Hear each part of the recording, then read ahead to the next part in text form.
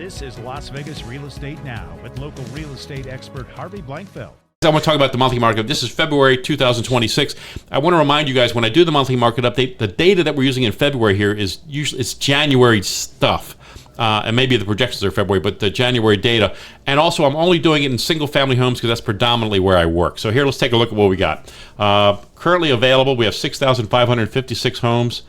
We have a little over 2,000 under contract. We only have a little under 1,400 closed in the last 30 days. Mm-hmm. We have 4.7 months of inventory in single-family homes. That's big. And when you take, and we're going to take a look at last month, average days on market is up to 55, and our median price is 470. Mm-hmm. I also, now, this is at the suggestion of one of our contributors, I now show the largest price paid for a home in the last 30 days and the lowest price paid for a single-family home. And the lowest price was $80,000. Now, guys, I'm going to tell you this house, that needs work. I'm just going to tell you right now. It's got $80,000 for a single-family home in our market. Yeah, there's some issues there. The highest price paid this past month was $17 million. Wow. Okay, so that tells a story in and of itself. But anyway, last month, we had about the same amount, the available inventory, almost identical. We only had 1,650 under contract, but we did close over 1,700. Our months of inventory was a month less. We had 3.7 last month, and our days on market was 51. Our median price last month was 470. Yeah. Last year at this time, at the same time, we had 5,500 homes. We had 2,264 under contract. We had 1,557 closed in the last 30, and that 30-day period. Our month's worth of inventory, our absorption rate was 3.5, and our average days on market was only 34. Our median price was 484, so it's down $14,000 from last year. Now, look, the median price has stayed at this number like for 18 months. Yeah. It hasn't moved. It's fluctuating a little bit, but it's been pretty flat. So let's take a look at what else we got. We got the charts that we got from Equity Title. And I like this stack chart. I use it every month. It basically shows you the number of closings each month over the last, now it's 26 years. Anyway, we're starting off a little behind last year, which was the slowest year we've had since like 2007.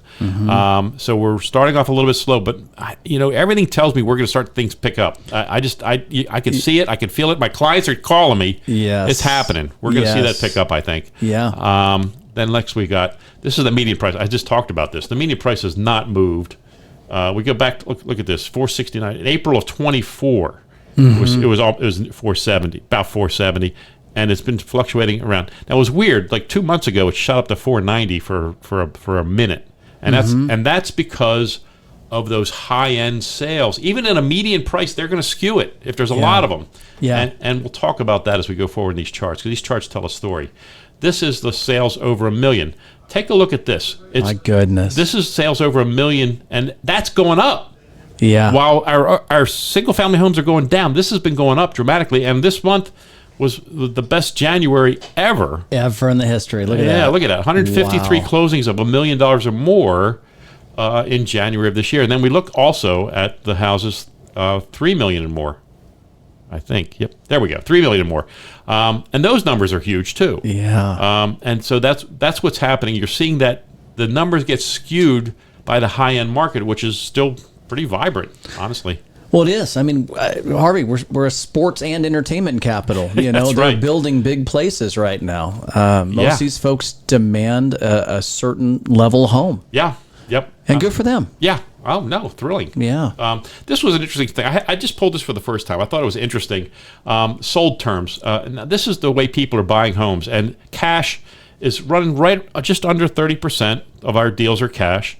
Then you got another 35 or 40% that's conventional financing. You got about another 10 to 15% is FHA, a small piece, maybe 8 to 10% is VA, and then you got a little tiny sliver that's something other than any one of those. But conventional is dominant and has been for a long time. This goes back all the way to January of 2016, so this is 10 years ago. So you're seeing, and it's interesting where you see this is the pandemic right there. Yes. You can see a huge drop in everything all of a sudden during the pandemic. And then it came back. It all came back. Yes, it all bounced back. But now we're seeing it kind of like it's kind of in that normal area, which we kind of talked about. We kind of talked about that a little bit. Yeah. one more chart. This is the one that I do every month, and this is the three most important things I see is supply and demand. So currently, the yellow line is the available homes. That's pretty flat, real flat from month over month, but it was diminishing the last few months. The median sale price, wow, just that's super flat. That's like that blue line here is just run right down the middle, and then the the closings.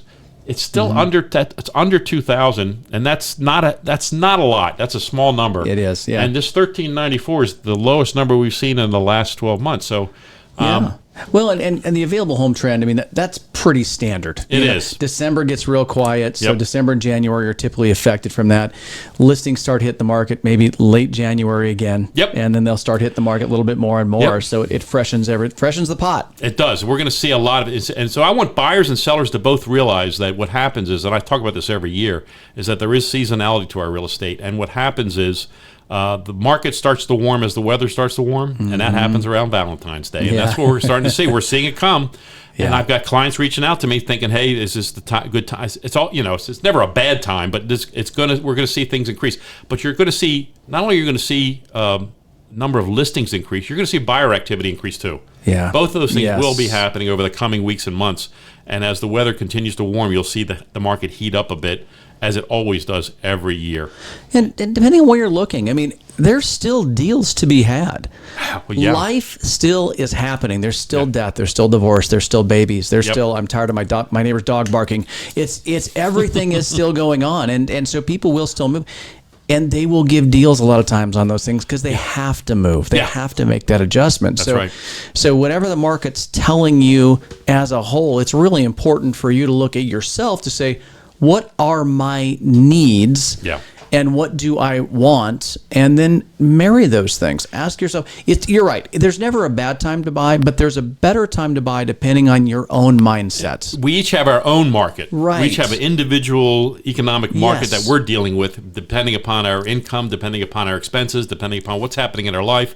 Did we just have twins? Did the kids just move out? What's happening in our life? That determines our individual market, and we have to make our moves based on that. And honestly, I think you should be focused much more on that than you should on the general market, because we've talked about this before too, is that if you're waiting for the market to do something, you might be waiting too long, number one. And number two, it doesn't serve you. Life is too short to wait for a market condition to change in your favor. Sometimes it's better to make that move and take advantage of things as they are. It may not change in your favor. That's what's important to know. Right. It just may not. Yeah. And if even with rates coming down, prices are going to go up a little bit. So just you got to watch that. You got to watch that bump.